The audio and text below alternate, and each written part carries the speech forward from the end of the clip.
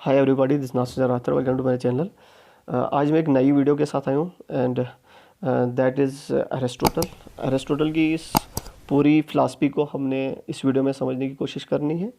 और Aristotle is considered to be the father of political science. इससे पहले video जो हमने की थी दैट इज़ द प्लेटो को पूरी फिलासफी को समझने की कोशिश की थी, और इस वीडियो में अरिस्टोटल को समझने की कोशिश करेंगे।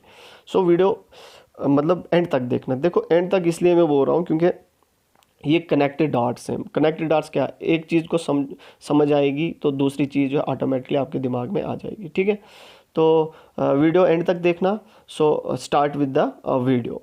सबसे पहले अरिस्टोटल जो ये बर्न हुए थे, ये कहाँ पे बर्न हुए थे? एट स्टिगरा के गांव में, मतलब ये अथीन के गांव, एक शहर में स्टिगरा है उसका नाम। और ये प्लेटो की एकेडमी के मेंबर भी थे। 367 बीसी में इसके मेंबर बने थे, लेकिन जब प्लेटो की डेथ होगी तो ये अथीन से चले गए। और जब ये अथीन से चले गए तो इसको जो है एक मौका मिला, किसका? एक अलेक्जेंडर द ग्रेट को पढ़ाने का मौका मिला अरिस्टोटल को। इन्होंने उसको पढ़ाया, उसका ट्यूटर बना। और उसके बाद जो है ये 335 बीसी में जो वापस आ गए एथेंस में और अपना एक स्कूल खोला, उसका नाम है लाइक्यूम। हाँ, उसने अपने स्कूल के बाद जो है, जब इसके कनेक्शन जो अलेक्जेंडर के साथ बड़े अच्छे थे, तो ये बहुत अनपॉपुलर हो गए एथेंस में।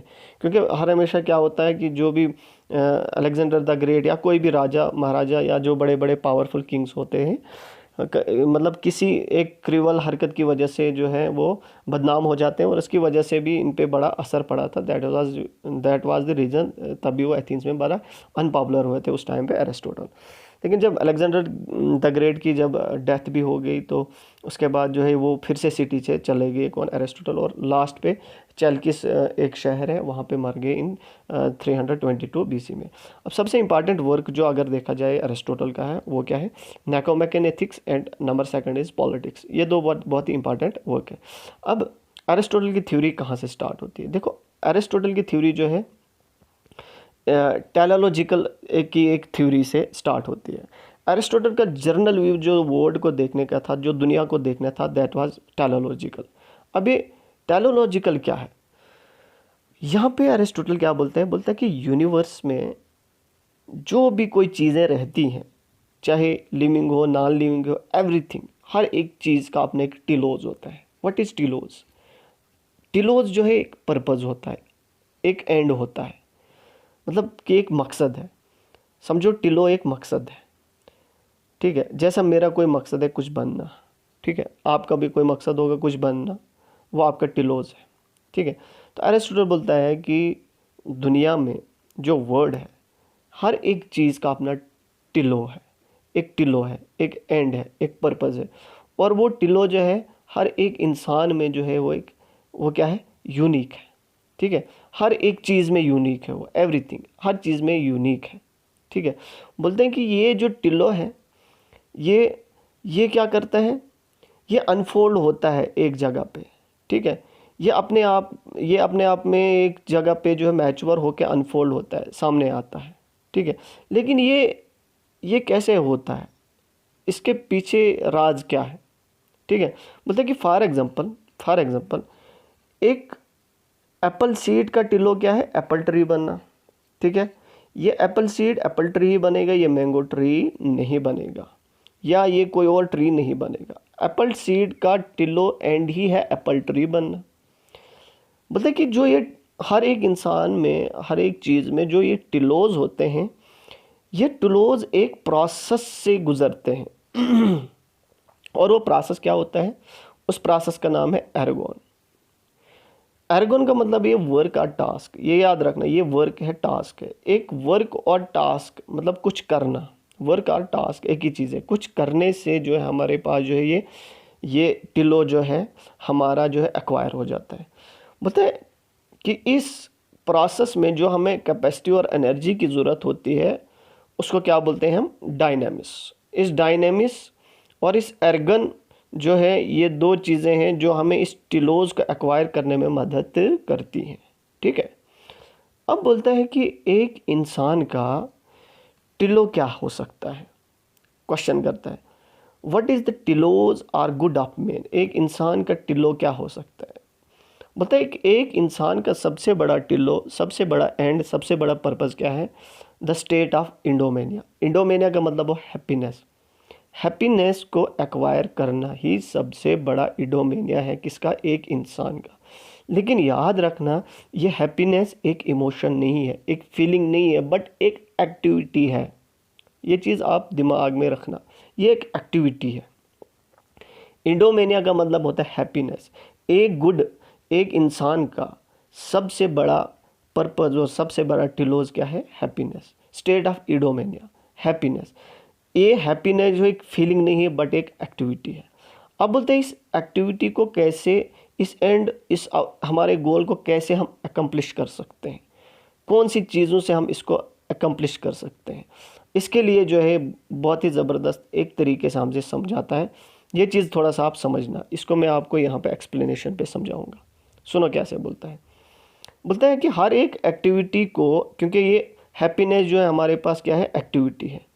तो हर एक एक्टिविटी को करने के लिए हमें जो है कैपेसिटी की ज़रूरत पड़ती है। तो हम सबसे पहले इस एक्टिविटी के लिए कैपेसिटी को ढूंढेंगे, खोजेंगे। ठीक है। बोलते हैं ये ऐसी कैपेसिटी होगी जो सिर्फ हम में हो, दूसरों में नहीं हो, मतलब यूनिक हो। मतलब ये एक्टिविटी सिर्फ ह्यूमंस में हो, दूसरों में नहीं हो। बोलते देखो फॉर एग्जांपल, हम जी रहे हैं, हम लिव कर रहे हैं, तो प्लांट्स भी तो जीते हैं, प्लांट्स भी जीते हैं। एक चीज़। दूसरी चीज़, हम जीते भी हैं और फील भी करते हैं। बोलते हैं कि एनिमल्स भी तो जीते भी हैं और फील भी करते हैं।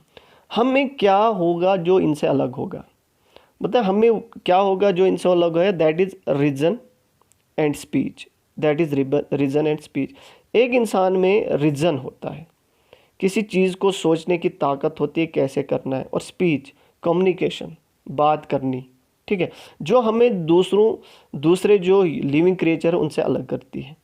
बोलते ये रीजन और स्पीच ही एक ऐसी कैपेसिटी है जिससे हम जो है कनेक्ट हो सकते हैं अपने इस गोल को, अपने इस टिलोज को एक्वायर करने में। ठीक है। बोलते हैं हमारा जो ये गोल है, ठीक है ना, हमारा जो ये टिलो है क्या है? ये किससे होगा? ये कंप्लीट किससे होता है? ये रीजन से कंप्लीट होगा। ठीक है।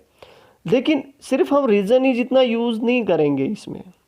ठीक है, रीजन ही जितना यूज़ नहीं करना है। अगर रीजन यूज़ भी करना है तो उसको यूज़ इट वेल, रीजन को बड़ी अच्छी तरीके से यूज़ करना है हमने। ठीक है। मतलब कि रीजन को वेल यूज़ का मतलब ये है कि हमने रीजन को एक्सलेंस के साथ यूज़ करना है, ताकि हम क्या करें, हम जो है एक मतलब उस स्टेट ऑफ एडोमेनिया को हम जो है वो क्या करें, एक्वायर करें। और ऐसे एक्सलेंस के साथ कि हमने अकॉर्डिंग टू विर्चू करना है, हमने विर्चू का यूज़ करना है। अब एग्जांपल से समझाता हूँ। फॉर एग्जांपल, आपके पास गिटार है। इफ़ यू हैव गिटार, आपके पास गिटार है भाई। ठीक है। इसका मतलब नहीं है कि आपके पास गिटार है तो आप गिटारिस्ट हो। No, you are not guitarist. ठीक है। अगर आपके पास गिटार है तो आप गिटारिस्ट नहीं हो। आप गिटारिस्ट तब होंगे जब आप इसको प्ले करेंगे। और प्ले भी ऐसे नहीं कि हमें वो स्ट्रिंग्स से वो उसको थोड़ा सा हिलाना है। No, playing it well. जब हम इसको अच्छी तरीके से प्ले करेंगे फिर जाके हम गिटारिस्ट बनेंगे। ठीक है। अब आगे जाके जो है एरिस्टोटल बोलता है कि हमें इस टिलो को, इस एंड को, इस स्टेट ऑफ एडोमिनिया को, इस हैप्पीनेस को एक्वायर करने के लिए हमें दो विर्चू की ज़रूरत होती है। और वो दो विर्चू क्या है? एक है हमारे पास मॉरल विर्चू और दूसरा है हमारे पास इंटेलेक्चुअल विर्चू। और देखना ये इंटेलेक्चुअल विर्चू फर्दर दो में डिवाइड है। Number first is phronesis and number second is sophia. ठीक है। अब ज़रा यहाँ पे आप एक चीज़ समझना। पहले हम सबसे पहले इन विर्चूज़ को कैसे समझेंगे। अब इनकी मैं एक पैटर्न बताऊंगा कैसे समझें। सबसे पहले हम सोफिया को समझेंगे, क्योंकि ये एक मतलब पैटर्न है इसका। सबसे पहले हम सोफिया को समझेंगे, उसके बाद हम मॉरल विर्चू को समझेंगे, उसके बाद फॉरनेसिस को समझेंगे। देखिए इधर मैं आपको एक क्लियर चीज़ करूँगा। सोफिया इसलिए समझेंगे क्योंकि सोफिया सबसे पहले समझना है हमने। उसके बाद मॉरल विर्चू, क्योंकि इस मॉरल विर्चू को जो चीज़ चलाएगी, जो चीज़ कंप्लीट करेगी, वो फॉरनेसिस करेगी। इस मॉरल विर्चू को चलाने के लिए हमें इंटेलेक्चुअल विर्चू का यूज़ करना है। ठीक है। ये मैं आपको समझाऊंगा, ज़रा इधर समझाऊंगा। सबसे पहले हमने सोफिया को समझना है।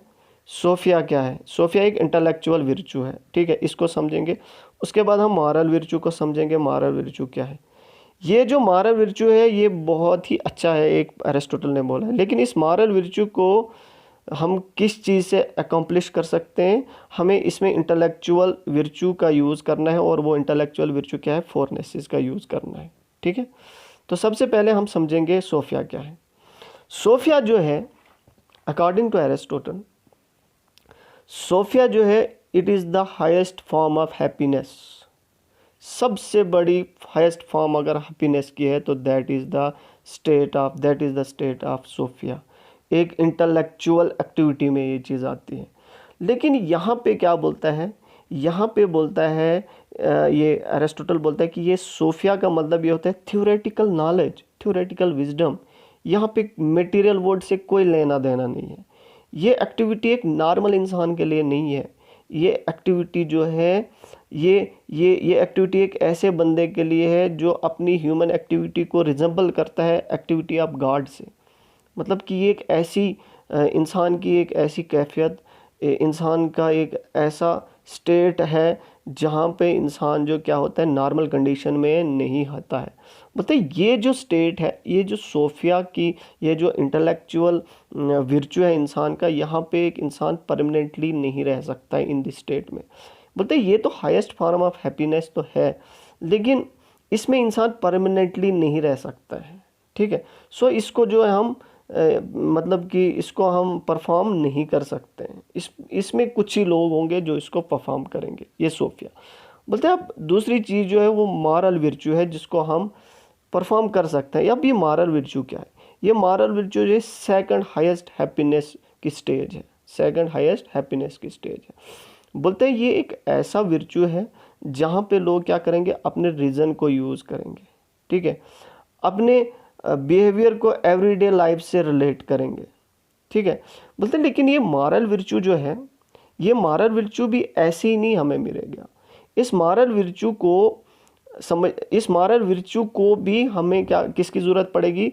हमें दूसरे एक चीज़ की ज़रूरत पड़ेगी, दैट इज़ द इंटेलेक्चुअल विर्चू। और वो इंटेलेक्चुअल विर्चू क्या है? फोरनेसिस को यूज़ करना है। लेकिन अब सबसे पहले ये मॉरल विर्चू क्या कंसिस्ट करता है, इसको हमने समझना है। मॉरल विर्चू में क्या चीज़ है? डॉक्ट्रिन ऑफ मीन जो है एरिस्टोटल का बहुत ही ज़बरदस्त एक आइडिया है, डॉक्ट्रिन ऑफ मीन, या इसको हम बोलते हैं गोल्डन मीन भी इसको हम बोलते हैं। अब ये गोल्डन मीन क्या है? गोल्डन मीन का मतलब क्या है? गोल्डन मीन का मतलब है क्या कि बोलते हैं कि हर एक इंसान को एक ऐसी एक्टिविटी करनी चाहिए जो उसके रिलेटिव टू आवर सेल्फ। हमने एक ऐसी हैबिट, हमने एक ऐसी चॉइस को यूज़ करना है जो हमारे जो रिलेटिव हो। बोलते हैं हमने टू वाइसेस को ख़त्म करना है, हमने मिडल पाथ को यूज़ करना है। किसको यूज़ करना है? मिडल पाथ को यूज़ करना है। हमने दो डेफिशिएंसीज को ख़त्म करके एक मिडल वाली चीज़ को क्या करना है? एक्वायर करना है। अब इसका मतलब क्या है? मतलब फॉर एग्जांपल, अब एग्जांपल ये मैं सबको देता हूँ गोल्डन मीन पे, डॉक्ट्रिन ऑफ मीन पे। फॉर एग्जांपल आप मेरी तारीफ़ कर रहे हो, ठीक है, तो मैं बड़ा बढ़ा चढ़ा के नहीं, आप मेरी तारीफ़ करो, मैं बड़ा शाई हो रहा हूँ, मैं बोलता नहीं ऐसा नहीं है, वो ये मतलब बोलते एरिस्टोटल ये भी नहीं करो।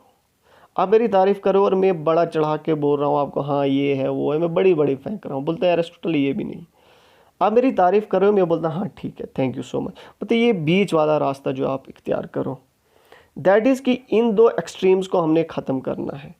मतलब जो दो एक्सट्रीम्स हैं इनको हमने ख़त्म करना है और हमने मिडल पाथ को यूज़ करना है, ठीक है।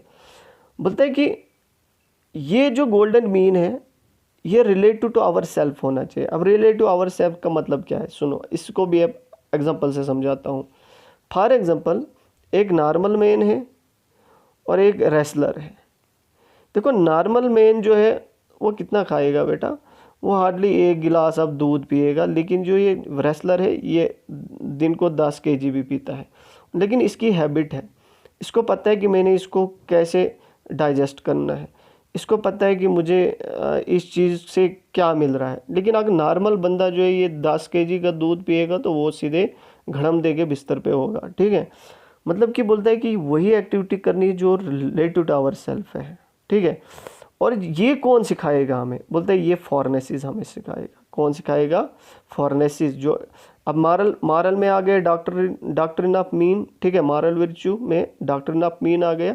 लेकिन इस डॉक्ट्रिन ऑफ मीन, इस मॉरल वर्च्यू को प्रैक्टिकल में कौन लाएगा, फॉरेनेसिस। व्हाट इज फॉरेनेसिस, फॉरेनेसिस का मतलब है प्रैक्टिकल विजडम।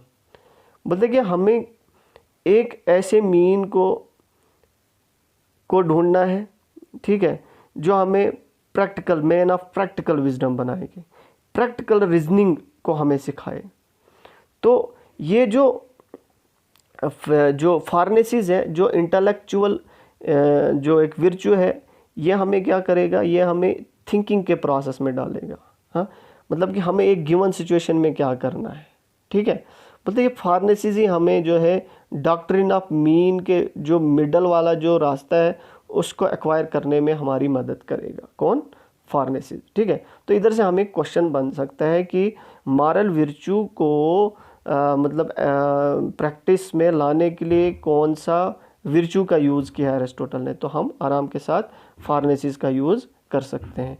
और यहाँ से क्वेश्चन ये भी हो सकता है कि हाईएस्ट फॉर्म ऑफ हैप्पीनेस जो है वो किस विर्चू में है, तो दैट इज़ सोफिया, ठीक है, सोफिया, ठीक है। और मॉरल विर्चू में कौन सी चीज़ आती है, डॉक्ट्रिन ऑफ मीन आती है, और उस डॉक्ट्रिन मीन और इन सब चीज़ों को चलाने में हमें कौन मदद करता है, दैट इज़ फॉरेनेसिस, ठीक है।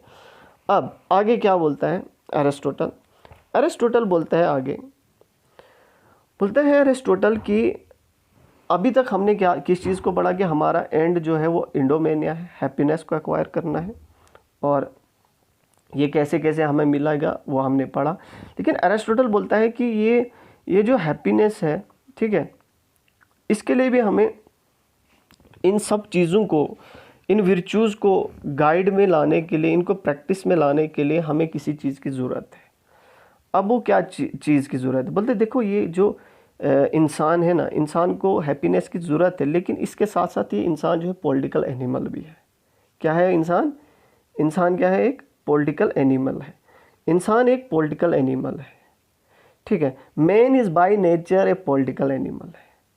मतलब विदाउट अंडरस्टैंडिंग मॉरल फिलासफी हम पॉलिटिकल फिलासफी को नहीं समझ सकते हैं। इसलिए हमें इंसान का देखना है कि इंसान कहाँ पे फिट बैठता है। इंसान का सबसे बड़ा जो एक सिस्टम है, उसको सोसाइटी में रहना बड़ा पसंद है, ये क्योंकि ये बाय नेचर पॉलिटिकल है, अकेला नहीं बैठ सकता है। तभी तो सोफिया की उस मतलब सोफिया के उस विर्चू को ख़त्म किया है अरिस्टोटल ने, क्योंकि ये ज़्यादातर अकेला नहीं बैठ सकता है। क्योंकि सोफिया हर हमेशा उसी इंसान को मिलेगा जो अकेले में बैठ के गार्ड के साथ अल्टीमेटली तरीके से मिले, तो उसको मटेरियल से अलग करके एक दूसरी दुनिया में लेके जाएगा। इसलिए हमें क्या किस चीज़ को समझने की कोशिश करनी है कि इंसान बाय नेचर कैसा है। बाय नेचर इंसान एक पॉलिटिकल एनिमल है। मतलब देखो इंसान की कुछ कंडीशंस थी, अब उन कंडीशन को समझाता है। सबसे पहले जो है इंसान की जो मॉरल लाइफ से पहले जो चीज़ थी उसको प्रैक्टिस में लाने के लिए सबसे पहली चीज़ क्या है, इंसान को एक मटेरियल नीड की ज़रूरत पड़ी। किसकी, मटेरियल नीड की ज़रूरत पड़ी, नेसेसिटी की ज़रूरत पड़ी। तो मटेरियल नीड को एक्वायर करने के लिए सबसे पहले जो है क्या बनाई गई, सबसे पहले क्या बनाया गया, हाउस होल्ड्स एक नेचुरल है, फर्स्ट नेचुरल एसोसिएशन जो है हाउस होल्ड्स बन गए, ठीक है। अब बोलते हैं कि लेकिन अब इंसान की ज़रूरतें और बढ़ गई, ठीक है। अब ये तो थोड़ी थोड़ी ये नेचुरल थी हाउस होल्ड, इसमें तो एक छोटी छोटी चीज़ें इंसान को मिलती, लेकिन अब इंसान को फॉर एग्जाम्पल एक इंसान को किसी जानवर को मारना है तो वहाँ पे भी हमें 2 4 5 6 बंदे होने चाहिए। इसलिए जो है एक विलेज जो है आ गया, मतलब और ज़्यादा नेसेसिटीज़ जब इंसान की कम्प्लेक्स होगी तो विलेज आ गई। बोलते हैं कि ये दो चीज़ें जो हैं, ये मटेरियल नीड्स को एक्वायर करने के लिए बहुत ही अच्छी हैं। लेकिन उसके बाद जब हमने मॉरल एक्टिविटी को, जब हमने स्टेट ऑफ इंडोमेनिया में जाना है तो हमें किसकी ज़रूरत पड़ेगी, पुलिस की, स्टेट की। किसकी, पुलिस या स्टेट की ज़रूरत पड़ेगी। बोलते हैं यही पुलिस है जो कम्प्लीटली नेचुरल है, पुलिस स्टेट। बोलते हैं इसी स्टेट में जो है इंसान को economic as well as moral virtue मिल सकता है।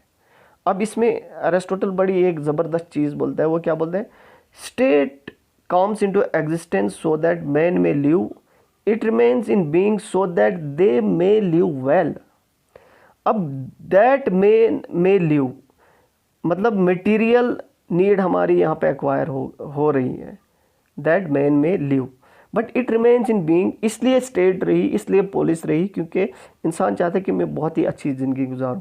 जब आपकी मॉरल नीड जो है फुलफ़िल हो रही हो तो दैट इज़ व्हाट कि हमें क्या है, हम मे लिव वेल, हम अच्छी तरीके से जिएंगे। ठीक है, इन दो से तो हमारी मॉरल ये मटेरियल नीड्स हो रही थी पूरी, लेकिन मॉरल नीड जो है हमें इससे पूरी हो रही है। तो दैट इज़ व्हाट कि अरिस्टोटल ने ये वाला जो अपना कोट जो है यहाँ पे दिया। अब आगे जाके जो है अरिस्टोटल क्या बोलता है, अरिस्टोटल जो है आगे जाके जो है अपना एक comparison and classification of constitution देता है। अरिस्टोटल बोलता है, अरिस्टोटल ने लगभग 158 ग्रीक सिटी स्टेट्स की स्टडी की है, उनको कंपैरिजन किया है, और उसके बाद जो है उसने फॉर्म्स ऑफ गवर्नमेंट दी है। ठीक है, अब देखने ये फॉर्म्स ऑफ गवर्नमेंट कितनी खूबसूरती के साथ उसने हमारे सामने लाई है। ठीक है, अब इनको हम थोड़ा सा पढ़ेंगे। देखो ये फॉर्म्स ऑफ गवर्नमेंट है। सबसे पहले आप देखो वन, फ्यू एंड मेनी।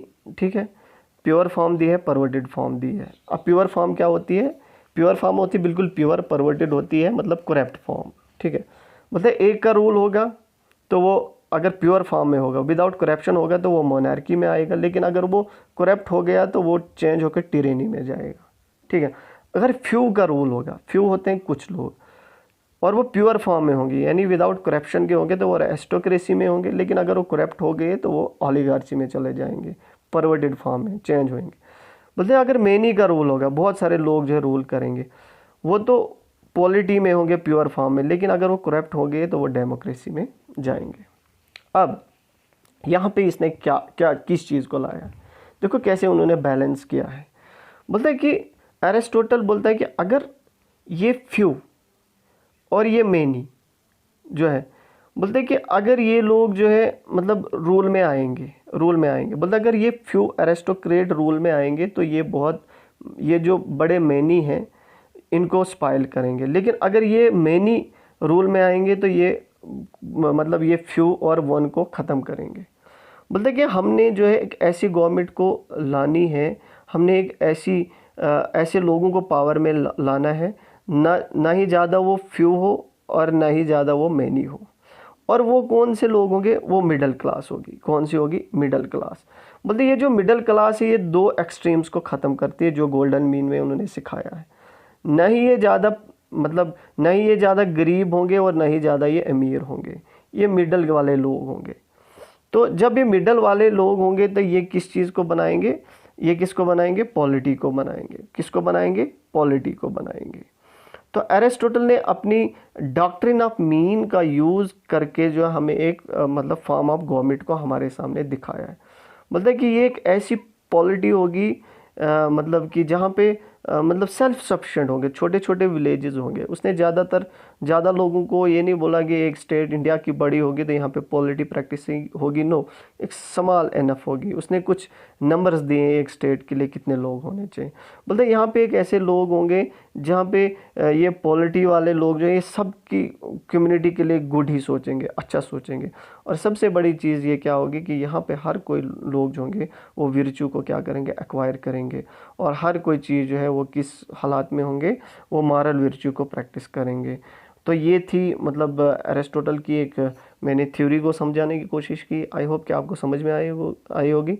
और मैं दूसरी जो पिछली जो वीडियोज़ हैं उनका डिस्क्रिप्शन बॉक्स में डाल दूँगा। तो thank you so much, have a nice day.